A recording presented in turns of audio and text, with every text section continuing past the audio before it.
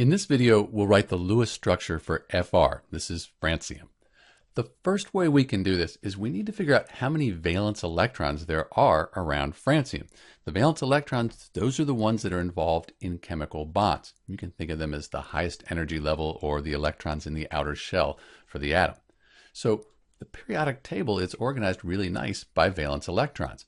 Group 1, everything in group 1 has one valence electron. Group 2, two valence electrons. We skip the transition metals. Group 13 through 18 has 3 through 8 valence electrons.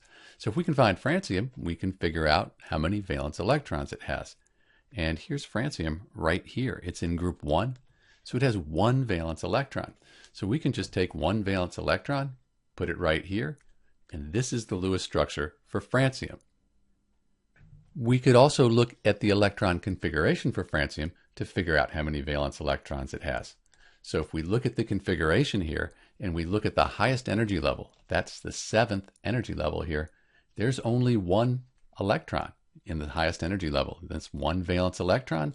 We have it right here for francium. This is Dr. B with the Lewis structure for Fr, francium. Thanks for watching.